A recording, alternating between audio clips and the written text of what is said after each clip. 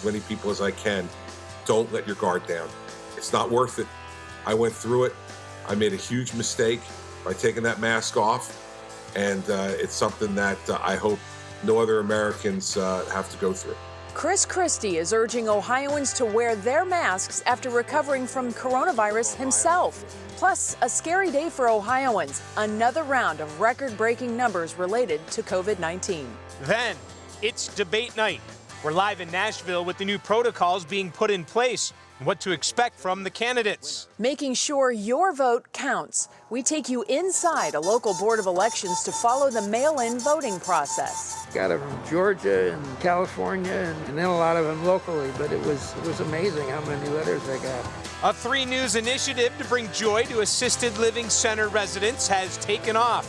We catch up with some folks who've made friends from people all over the U.S. And the Cleveland A.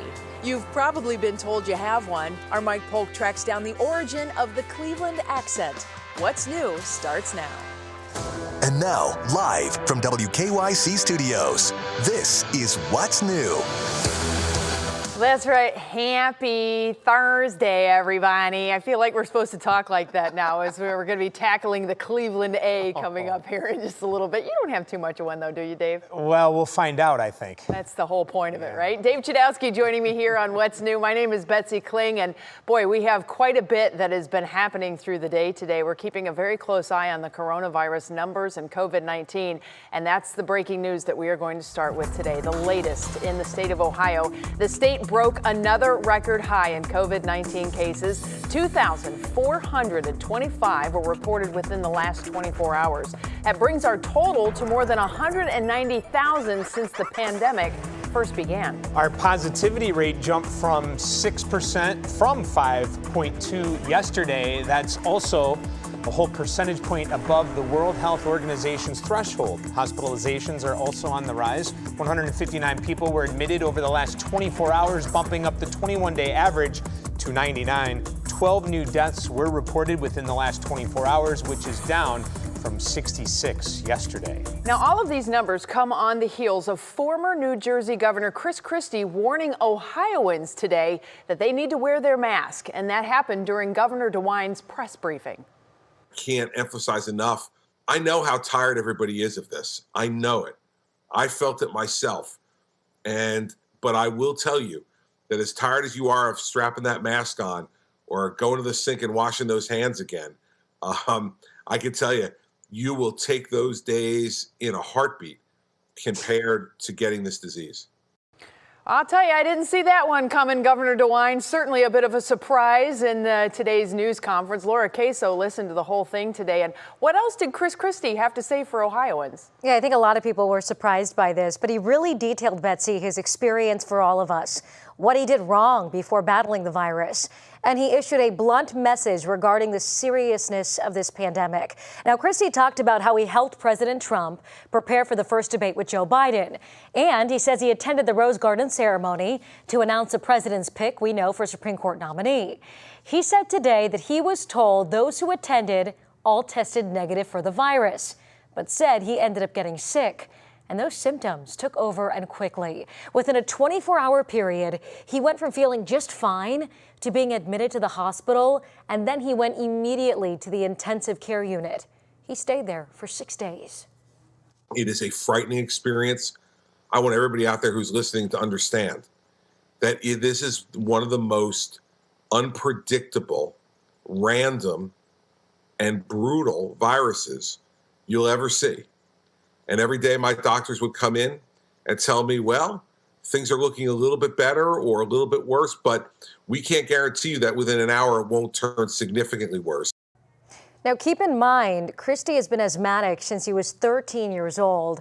He admits he was wrong and says he's learned his lesson, and he wants other Ohioans, all Ohioans really, to learn from his mistakes, Betsy. I was just so stunned to see his name today when I was reading the press briefing. It really kind of took me aback, but certainly he's got a story to tell, and I'm glad he's shared it with us Ohioans. So thank you, Laura, for hopping in on that one. Dave? Yes, and now to another big development from the governor's press briefing today. He revealed that 38 of the state's 88 counties are now at level 3 red in the state's coronavirus advisory system. That's an increase from 29 counties from just last week. And for the first time, Cuyahoga County is now on the state's watch list for level 4 purple, which is the highest level. Governor says in addition to exceeding the CDC's outlook for high number of cases, Cuyahoga County has sustained an increase in new cases, outpatient visits, and hospital admissions altogether. Governor DeWine again stressed today how crucial the situation is. Sadly, our situation continues in Ohio to worsen. For my fellow Ohioans who have felt that until now this virus really did not impact their life, did not impact their family, the message to them today is it is now serious. And it's time for all of us to come together. This week also marks the first time that Geauga and Lake counties have been on the level 3 list since the pandemic began. Wow, Betsy, important information today. Definitely is, and we have some new breaking news to tell you about right now, just added in here. We have the notification that the FDA has now approved the first drug to treat COVID-19. Remdesivir has been officially approved to treat COVID-19 patients. Prior to today, the FDA allowed it to be used only on an emergency basis. A large U.S. study found it cut the time to recovery by 5 days, from 15 days to 10 on average. That is certainly some good news there. Well, now on your feet at 5 tonight, it's the final debate between President Trump and former Vice President Joe Biden, who, of course, are all getting together there in Nashville. This is a live look now outside the debate site. Tonight is a big deal for these candidates. NBC News election analyst Rachel Cobb joins us live from Boston now. And Rachel, the polling numbers weren't great for the president, President Trump, after that first debate. What does he need to do to turn it around with just 12 days to go? Well, he needs to appeal to suburban white women tonight if he wants to turn it around, because he has maintained his support actually among suburban white men, but that's the group, the demographic group that supported him in 2016, but has left him since then. And what they are concerned about is safety and security and the economic health of their, and then actually the health of their families. And so being able to reach them and connect with them is going to be his challenge this evening. Well, Rachel, we know from past experience that the popular vote tally and the Electoral College tally can differ, and that can change the outcome of the election. What does Joe Biden need to do to get a victory in November? What does he need to do tonight? Okay, well, let's do a little bit of math. It takes 270 electoral votes to win. And Biden's lead in the presidential race remains steady, although his national lead is bigger than his lead in the crucial battleground states. And the battleground states are what we're talking about when we're talking about the Electoral College. So Biden has about 183 safe electoral votes, with another 29 likely, places like Colorado and New Hampshire. And that means that he only has 58 electoral votes to get to that 270 finish line. President Trump, on the other hand, has only 77 safe electoral votes with 48 likely electoral votes. So he has 145 versus Biden's 58. And that means that he has a much longer way to get to 270, a narrower path, essentially, whereas Biden has a lot of wiggle room. There are a lot of different scenarios you could imagine of getting, North Carolina here and Georgia here and being able to stitch together something. So Biden has an easier time getting a winning combination, even if everything doesn't go his way. All right. Well, certainly we have seen surprises before. So this is going to be a wait and see event coming up in less than 2 weeks from now. 40 million votes have already been cast. So the election is on. Now we just wait for the final tallies to start to come in. Thank you so much, Rachel, for that. We, of course, will have live debate coverage coming up right here on 3 News starting at 8. Dave? Well, the last couple of weeks, we've been showing you inside boards of the election where they've been processing ballots since October 6th. Today, we're in Summit County showing you how they're keeping up, expecting more than 120,000 mail-in ballots this year. That's double the usual number. Board of Elections Director Lance Reed says they have a staff of about 150 people working 2 shifts to get the work done ahead of the election day. All that I would stress to the voters, and just like Secretary of State LaRose has been stressing, is to return your ballot as quickly as possible. We've received in about 50,000 by mail out of our 120,000 so far, and that makes our workload spread out much easier through these last 10 or 11 days before Election Day. Also a reminder, if you plan to vote by mail, your ballot must be postmarked by November 2nd or dropped off at the Board of Elections before polls close on Election Day. We'll give you a closer look at the mail-in process. That's coming up at 6 o'clock on What Matters Most. We're bringing joy to nursing home residents, the Pen Pal program that's taken off at one local assisted living center and how it's making a huge difference during this pandemic, Betsy. Then we have a pretty creative gender reveal. That's right, Kansas City Chiefs quarterback Patrick Mahomes and his fiancée got their dogs involved in the fun. And Matt, we want to know what's coming up in the forecast. Hi there, Dave. Does it get any better than this across Northeast Ohio this time of year? It doesn't. In fact, we're going to detail how rare these 70-degree days are this time of year, and we'll talk about the changes heading our way this weekend. All that and more coming up in the forecast.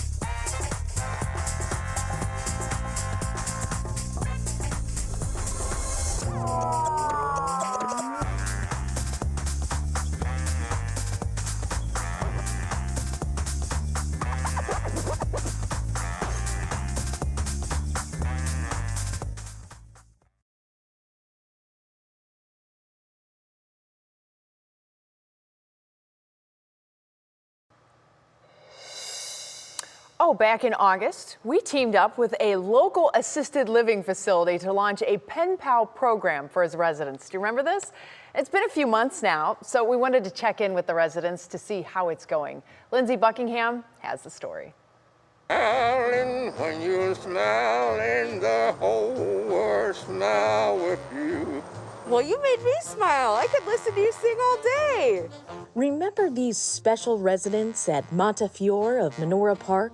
I'm past 21. Well, you know what? You look great for your age. I feel good. Thank God, knock wood, poo-poo.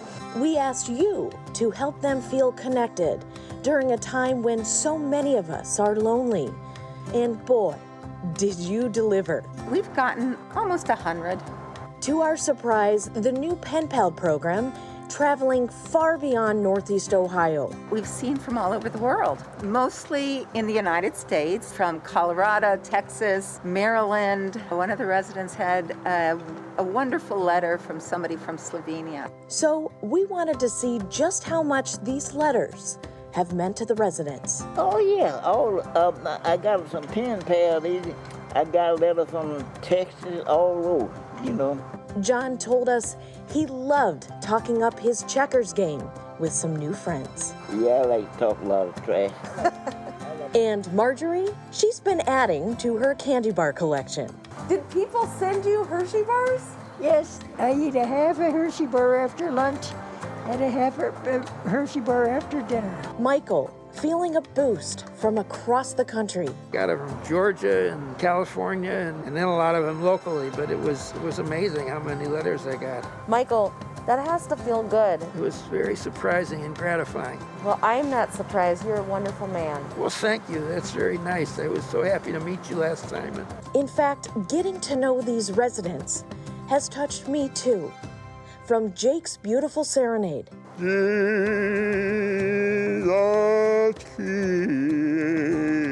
To my Yiddish lessons with Diane. Well, it's a joy having you here. We hope you'll come more often. I would love to learn more about all of you. My crazy family.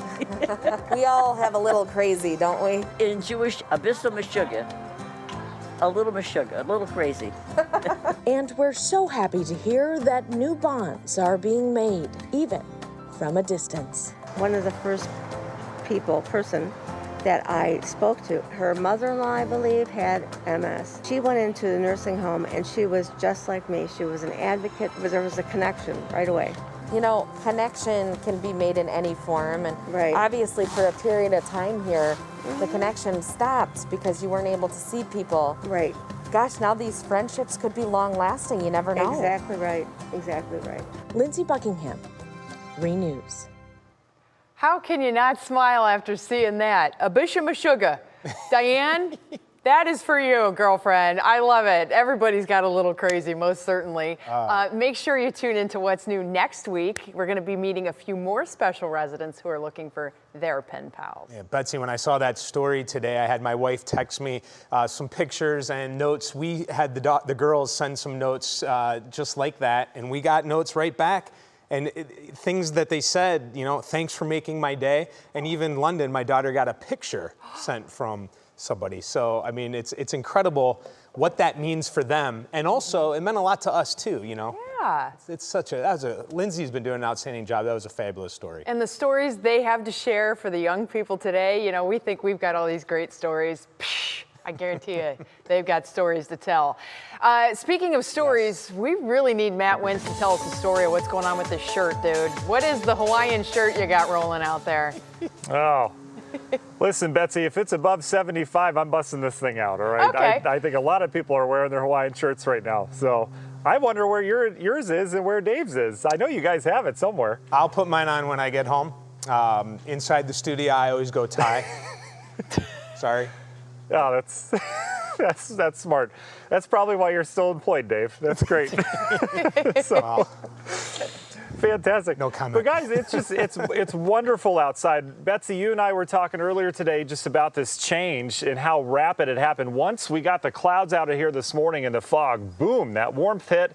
And boy, it has really snuck up on us. In fact, Hopkins this last hour went all the way up to 77 degrees. So we are certainly talking fall time warmth around here. So our last average 77-degree day or warmer in Cleveland is October 11th, so we are in bonus territory. Akron, Mansfield, you were above 77 today. Your average last 77-degree day is October 8th. So this is certainly getting into rare territory. It certainly happens this time of year, but just if you need another excuse to get outside this evening and enjoy it, that is certainly one. We do have a little bit of lake breeze today. Whenever you don't have much of a push to the atmosphere or much surface wind, you tend to get that cooling off the lake. So if you're within a couple miles of the lake, you're enjoying temps in the 60s. The rest of us, it's very summer-like. We're in the mid and upper 70s outside. But look at the difference. 80s south of that boundary we've been watching all week. 30s off towards the west. That boundary's heading our way as we get towards the weekend, but not tonight. A summer-like night, we'll have a decent breeze out of the south. A good windows open night. We should fall back only in the low 60s for an overnight low.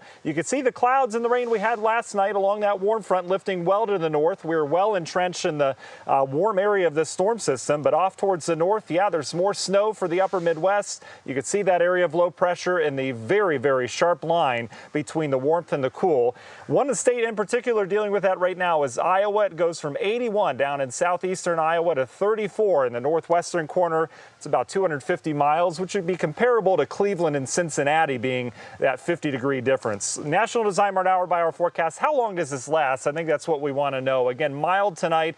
Tomorrow, it's going to be a beautiful start to your day. We'll see sunshine, a nice south wind. We're well into the 70s once again, but by midday and early afternoon, you'll notice the clouds will start to thicken up. We'll bring some showers and thunderstorms in here just in time for that evening rush hour. And as those move through, our temperature will drop. And look at that. Saturday morning, we're in the 40s, and it's going to be a tough climb to get to 50 on Saturday. So like a sore thumb, you can see Friday sticking out, 77 p.m. storms. And then for the weekend, we are going to have some dry hours later. Saturday, most of Sunday looks dry, but we bring back rain chances and temperatures staying in the 50s. So guys, when you see a 77 kind of peeking out amongst the forecasts and looking over the next 7 days, you have to take advantage of it. Definitely do. And Matt, you've got to check on Emmy. She totally upstaged you there at the top of your forecast because she was on a rocking horse. So we may want to check on her. I think she's right behind you. Shh, don't tell. All right, everybody. She's digging in the dirt, I think. We're going to check in with Matt coming up again in just a few minutes. Oh, my goodness. We'll get the story on that. Well, still ahead here on What's New, the Chiefs QB and his fiance got their pups involved for their baby gender reveal. It's a little messy, but super cute. I have to weigh in, though, Betsy. Upstage that shirt. Emmy has a way of doing that. You're right. Good kid. Also, not much can beat a child's honesty. These two 5-year-olds go head-to-head in a debate for president. Their take on today's biggest issues. It is worth the watch.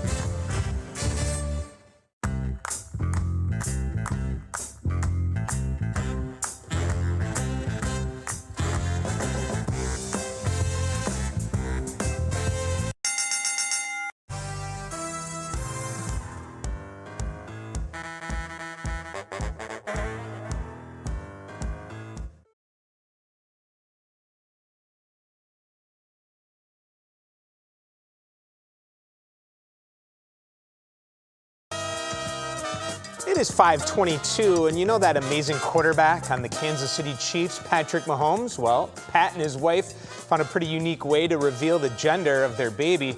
I've got it all covered in today's Pop Break. The CMT Awards took center stage in Nashville. Chris Young received CMT's Performance of the Year for his song Drowning at last year's award show. Young accepted it from the show's co-host Kane Brown, which caused an emotional moment. Performance had been dedicated to Brown's drummer Kenny Dixon, who passed away days before last year's event. The CMT is taking steps towards female equality. Sugarland's Jennifer Nettles received the first CMT Equal Play Award. Nettles has been a leader to get equal coverage for male and female artists. Super Bowl champion Patrick Mahomes and his fiancée revealed the gender of their baby in a not-so-traditional way. The mom and dad-to-be both wore white while they waited for their pups to walk down a white carpet to reveal blue or pink paint on their paws. It was pink.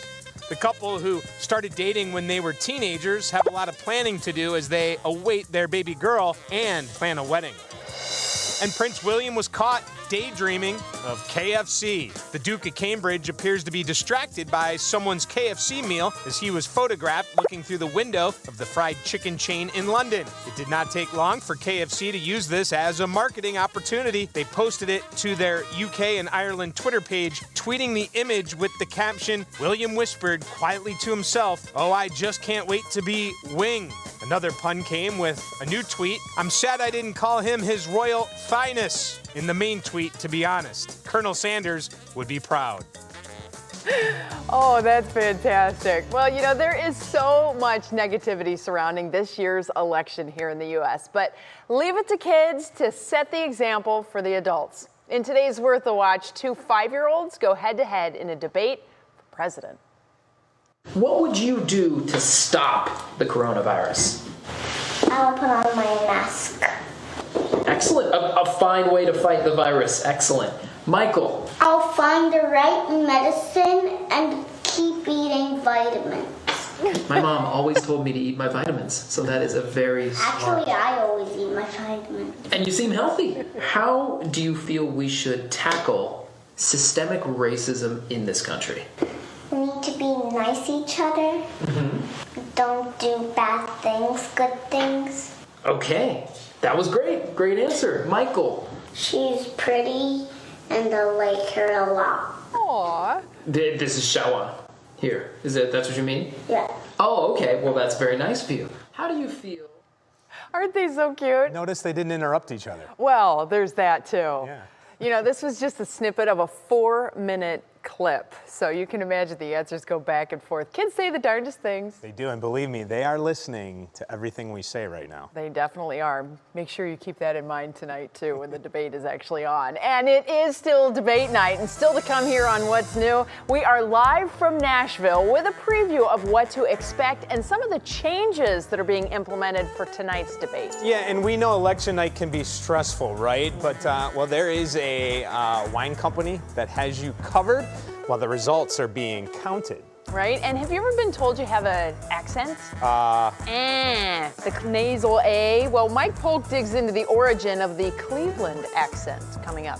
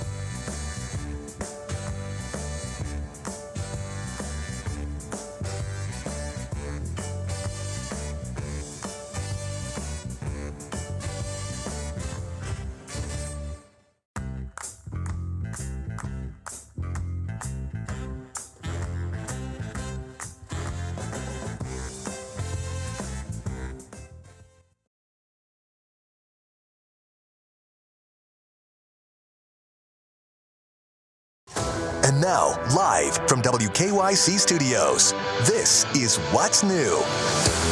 Hi, everybody. Welcome back to our 5:30 bottom of the hour update on What's New here. Dave Chudowsky, my co-pilot today. Yes, it's been fun all week long, and I like when you say hi, everybody. That's close to my heart. I'd like to say hi, everybody. That's right. I know Jimmy was so excited to get to say Super Dave once again, and boy, I know you missed the night side. It's kind of kicking it old school. For those of you who don't know, Dave and I have been around quite a long time. We started on weekends together. How about that? 2007. Well, you've been here longer. Yeah. But together Thanks. we are on the weekend. Well, Thanks, Dave. I know. We're the same age. Let's just put it out there. We are, yes. All right, we're going to turn directions now and begin with today's top talker. The final debate between President Trump and Vice President Joe Biden is in Nashville tonight. And NBC's Alice Barr joins us live from the debate site. Alice, what do voters want to see tonight?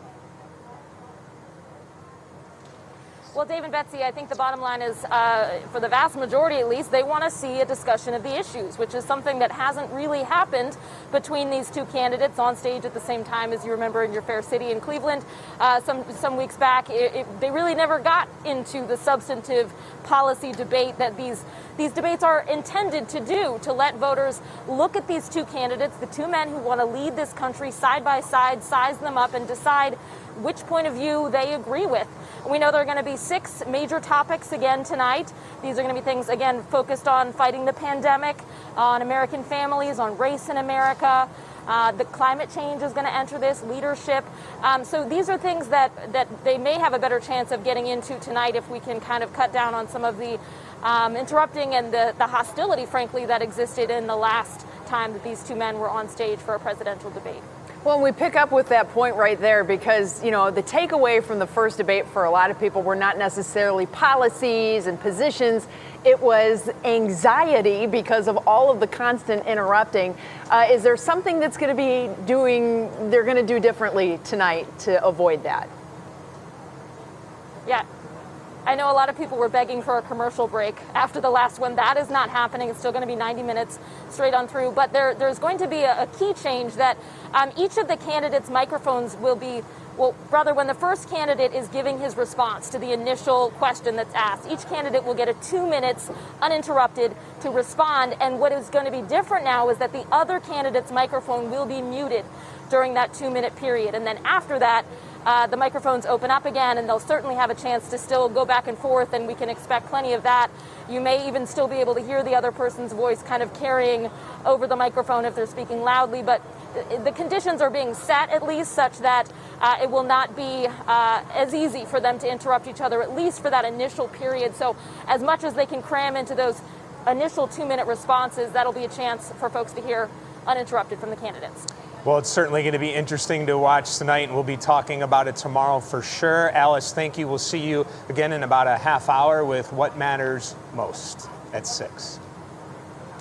Well, certainly, everybody, the coronavirus will come up in conversation again in tonight's debate. And here in Ohio, the statistics, they're not good. The state broke another record high today in daily COVID-19 cases, with 2,425 reported in the last 24 hours. Hospitalizations are also on the rise, with 159 new patients admitted over the last 24 hours. Former New Jersey Governor Chris Christie, who spent over a week in the hospital with COVID-19, was part of Governor DeWine's news conference here in Ohio today. And he had this message for Ohioans. Wear a mask when you're outside, remain socially distanced from people, no big crowds, and wash your hands frequently. You know, I came out of this okay, and I'm very fortunate. Well, Governor DeWine also announced today that for the first time, Cuyahoga County is on a watch list, bordering on almost moving up to level purple, while 38 of the 88 counties in the state are now at level 3 or red in the state's coronavirus advisory system. That's an increase from 29 counties just last week. You know, the numbers are definitely not going in a good direction. And a lot of parents have been very concerned because they're not quite sure how the schools are going to handle that. That's a huge topic of conversation going on in local circles with parents trying to figure out what is going to happen. Certainly is, because they've had plans and then they've changed them. Yes. And it's been interesting to see how that's gone along. Wow, what a huge news day this has been so far, Betsy. And there are a lot more other stories making news that we are working on. And that's why we want to bring in Russ Mitchell. Russ, hello. Hello, Dave. Good to see you. Betsy, good afternoon to you. And good afternoon to you as well. We are one step closer to having a new Supreme Court justice. The Senate Judiciary Committee has advanced Amy Coney Barrett's Supreme Court nomination to the full Senate. Democrats boycotted the session, and Republicans unanimously approved the president's pick. The full Senate is set to vote on Monday. Vice presidential nominee Kamala Harris is coming to Cleveland this Saturday. Details have not been released, but that visit comes a week after a scheduled trip here was canceled after 2 campaign staff members tested positive for coronavirus. It is case closed in the death investigation of Lafayette Township trustee Brian Macron.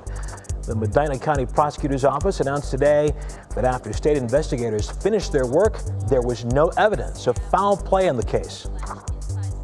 As a county prosecutor, I cannot prosecute a case without evidence of a suspect or a crime. The 45-year-old Macron disappeared days before Christmas back in 2016, and his remains were found the following February when a kayaker discovered his body floating in Chippewa Lake. And Tyson Foods gave away thousands of chicken sandwiches today as part of the Greater Cleveland Food Bank's food distribution event. Hundreds of cars lined up at the Muni lot to pick up those boxes.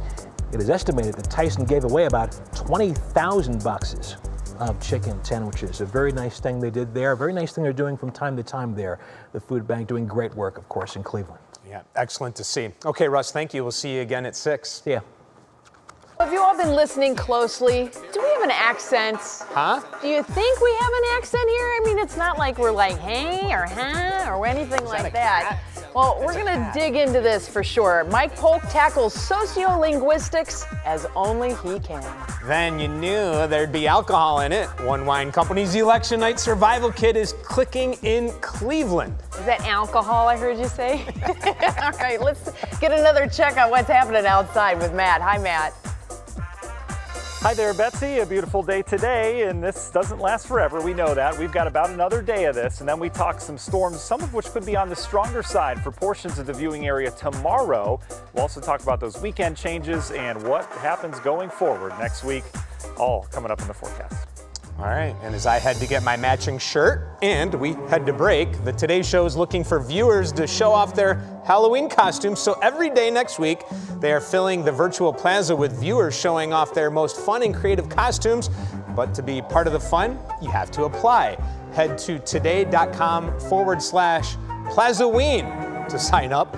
Hey, let's get Cleveland on the Today Big Board, everybody. Let's do it.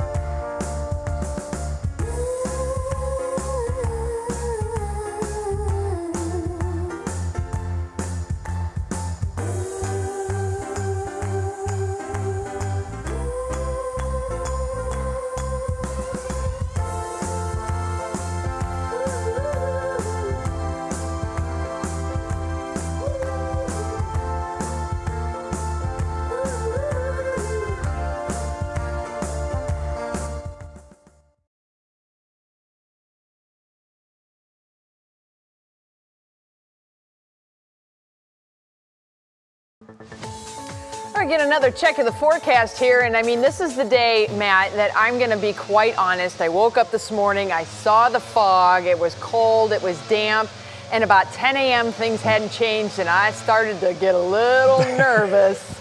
I was like, wait a minute, we said 77, and we're going upper 70s. Yeah. And then finally the sun came out. What a gorgeous afternoon it's been. Betsy, that's so funny you say that, because I went through the exact same thing. I had a cup of coffee, I looked outside, I'm like, okay, it's foggy, it'll clear out. It was like 10:30, and it's like, I'll have another cup of coffee, maybe that'll do it. By noon, boom, here in the Cleveland area, things really started to change. By the way, I hope Dave's happy. I changed into something a little bit more respectable for him. So I hope maybe he'll... What? Yeah, maybe he'll listen to the forecast now. Credibility, right? So, no, I'm just kidding. Dave's always been a very good listener, especially when I worked on the morning show with him for a little while. So he's one of the best. Hey, Betsy and Dave, these are the high temperatures today. These are hot off the press. Look at this. New Philadelphia checking in at 80 degrees today. It snuck up to 79 in Hopkins at 3:32 p.m.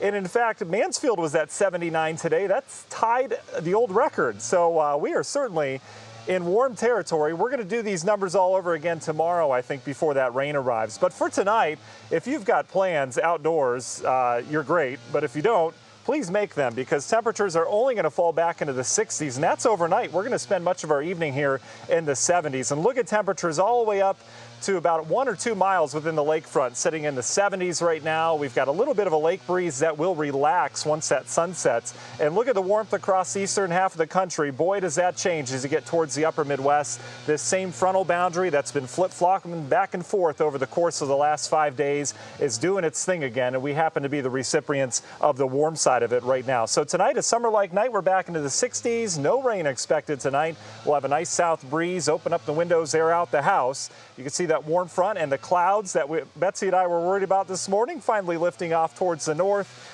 And we are in the warm sector of this system, but there's lots of snow happening once again on the northern end of this. This whole system going to slide off towards the east, and what we're expecting tomorrow between this cold and warm air mass is a line of showers and thunderstorms to develop. And I mentioned this earlier, but look at the difference just in the state of Iowa, from 80 to 30 in a matter of 200 plus miles. So quite a sharp contrast. So when does that contrast get here? Well, if you've got plans tomorrow, your National Design Mart hour-by-hour forecast tomorrow morning, no problems. We'll have sunshine. It'll warm up nicely. We're dry through early afternoon up into the 70s, but watch the line of storms develop. This is around 4 or 5 o'clock off towards the west. These will roll through the eastern half of the viewing area by 10 o'clock at night, and then it's much, much cooler around here on Saturday. So it's later in the day that we run the rain risk. Universal Windows Direct 7-day forecasts, only 50, even upper 40s for a high on Saturday. We're into the 50s next week, but we have periodic rain chances pretty much every day next week. So again, this is the light that we've been watching over the next 2 days. It's the time we're supposed to remind everybody, get outside, soak it in. It's not going to last forever. Hi, Emmy. All right. Dave. All right. Well, have you ever been told you have a Cleveland accent? Well, even though, right, we like to think it's everyone else that has that accent, it's a real thing. Our Mike Polk Jr. decided to look into the origins of the accent and put it to the test with some of us here at 3 News. Oh, boy. Hey, folks, do me a solid and read this sentence out loud. Go ahead, I'll wait. Great work. Now, if you sounded like this. My mom got my dad a can of pop. You might be from here, but you could be from anywhere. But if you sounded like this. My mom got my dad a can of pop. There's an excellent chance you're from Cleveland. Whether you realize it or not, there is indeed a Cleveland accent, and you probably have one. It's a bit nasal and marked by a distinct A that makes cat sound like cat, and a variant of O that makes pop sound like pap. According to Edward McClellan, the author of How to Speak Midwestern, our particular dialect is classified as the Inland North accent. Cleveland is very distinctive from the rest of Ohio in its accent, that backwards A and that long drawn out O. The Cleveland accent it's very much it's a Great Lakes accent. I've determined that my 4 coworkers with the heaviest Cleveland accents are Mark Namick. I've been pounding the pavement of Cleveland since the age of 13. Dave Chudowsky. And it really is amazing what we can do. Betsy Kling. We could have friends running the prompter, doing the camera. And most aggressively, Lindsey Buckingham. You know, I think that's a perfect thing, Jasmine. We have a big garage. I'm trying to put together the perfect sentence to distinguish whether or not someone's from Cleveland. If they just read the sentence, you can tell if they are from Cleveland or not. One of the famous ones, actually, to detect an inland north accent is too hot for hockey. I can hear that, yeah. I had the perfect phrase. Now it was just a matter of deceiving my coworkers into thinking I needed them to shoot something else on Zoom so that I could catch them off guard. This is a promo for the YouTube page, and they're having everybody do lines for it. There are plenty of reasons to check out the WKYC YouTube page. And here, now these are a list of reasons. This is where we get wacky. Because it's too hot for hockey today. Because it's too hot for hockey today. Because it's too hot for hockey today. Because it's too hot for hockey today. Like what this was I'm doing a piece about the Cleveland accent. I should have known better. You hid your Cleveland accent pretty well. Any words in particular stick out for you with a Cleveland accent? Fire. What are his other trigger words, Lindsay? Fire, because they don't say the I, they say fire. You don't feel like sensitive or insecure about having a regional dialect? No, when you're bald, Mike, you're not sensitive about many things. You do hear about your Cleveland accent sometimes. I do. When I go to conferences, people make fun of me when I say, should we get a cab? Should we get a taxi? There's no shame in sounding like you come from where you come from. Cleveland, you have an accent. Your mom has an accent. Your dad has an accent. Our accent might not sound particularly elegant or refined. My dad caught the cat eating my mom's lasagna. But it definitely sounds like home. This is Mike Polk for 3 News.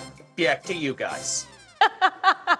Oh my gosh. Now my brain is going to be so in tune with listening for that as we go through the night tonight, probably for the next couple of days. He totally got me on that. I had no idea that was coming. Betsy, did you? I didn't. I had no idea, and I was dripping in sweat. I was like, I thought I was going to do a quick 5-second promo, you know, and then I'm doing all these lines. I'm like, what is this all about? Right. And now I'm really in trouble because Lindsay's... She had no idea she was going to be on there. Uh-oh. Well, it's not like she was front and center. It's just her voice. She's been on plenty during the pandemic, but still. But I have gone on plenty of trips, though, for work where people have guessed I'm from the Midwest, not necessarily pinpointed Cleveland. You had kind of mentioned that. Yeah. Well, and of course, I said conference, and that's... And that's one of the trigger words, too. But they do. I get nailed all the time when I'm out with a bunch of people from all over the country. And they're like, oh, my gosh, say this, say this. It's kind of like when you meet somebody from Minnesota or Wisconsin. Minnesota, you know. How about, like, well, what about Pittsburgh? Yins? I mean, Pittsburgh has... Yuz, y'all, yuns. Lindsay definitely, though. Lindsay Buckingham, not my wife. Lindsay Buckingham, of the 4 of us, right? Yep. I think was the most. Absolutely, definitely. Sociolinguistics, the study of accents. That was a lot of fun. Just in case nobody knew. And speaking of science, scientists want to get their hands on what was collected from an asteroid. We told you about this yesterday, asteroid. We have more pictures from more than 200 million miles away. And this guy needs a name, how you can help the zoo choose what to call its new baby giraffe. That's the last one we're doing, I promise. Yeah, I had to. We'll be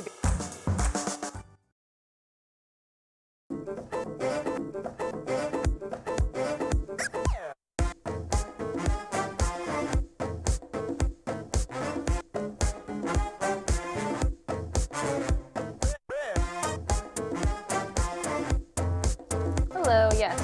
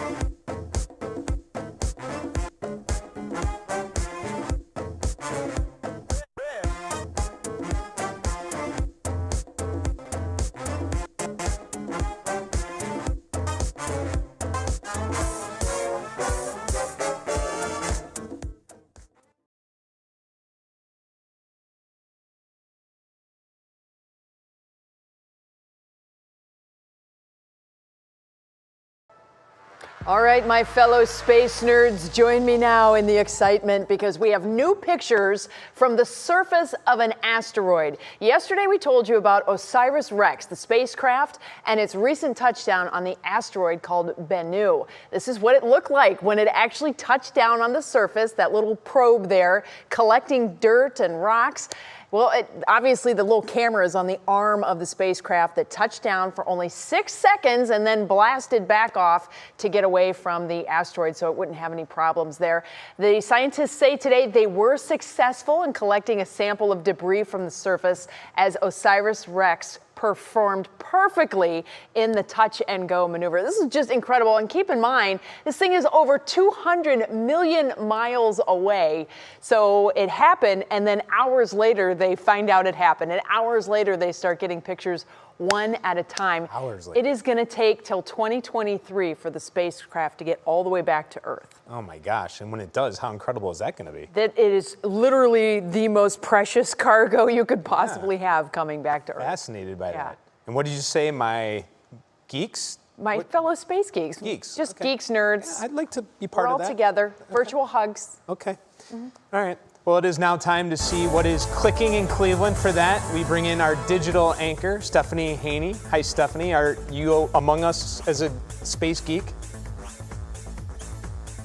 I would call myself a space geek, sure, but you know what I'm more excited about right now is that it's a very happy hour because the Christmas ale is officially flowing.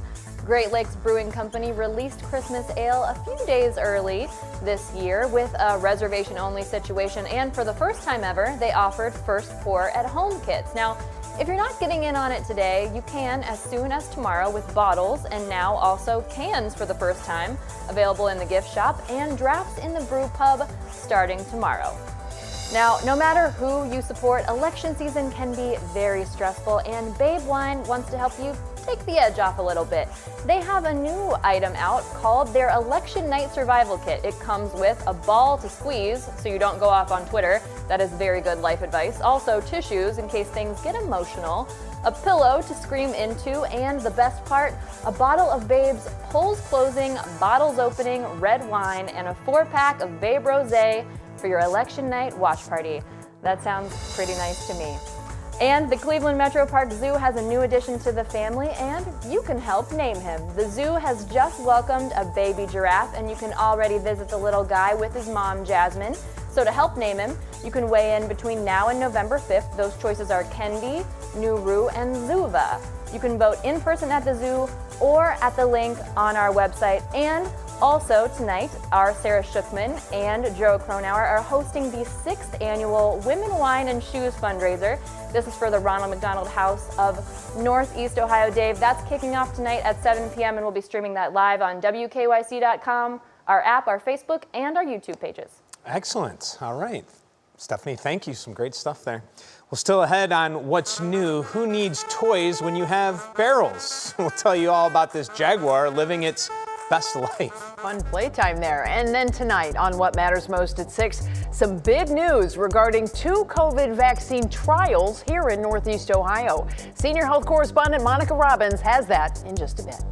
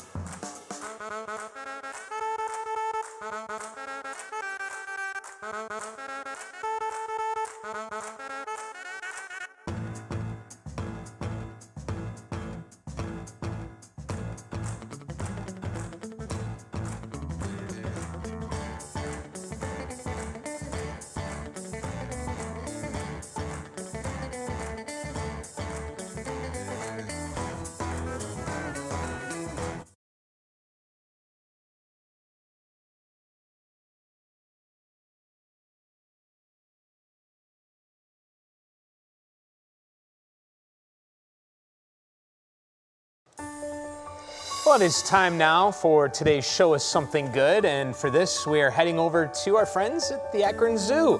Meet Milan, a 4-year-old female jaguar who came from the San Antonio Zoo in Texas last December. She was spotted yesterday in her exhibit, keeping entertained with a big blue barrel. You can see her try to pounce on it and roll it back and forth in the water. Who knew a barrel could be so amusing? Well, I'm just excited to see a cat in the water. Not all cats like water, as we know. And switching directions to the dogs now. We didn't get to do our pop quiz today, but we thought it was such a fun question. We'll put it out there to you. How many shelter dogs are adopted each year? Is it 1 million, 1.3 million, or 1.6 million? Dave, you got a guess? I'll say 1.6 million. That's my final answer. You are correct. Well done. I didn't cheat. I just pop guessed. quiz for you. Yes, 1.6 million shelter dogs adopted each year. That's according to the ASPCA website. So love those dogs, love those cats. Of course, they have some other critters in there too that you can get your hands on for your family, but it's definitely a good thing. Absolutely. It's going to be an interesting night with the debate. We'll see you again tomorrow here at 5 o'clock for What's New. Thanks for watching What's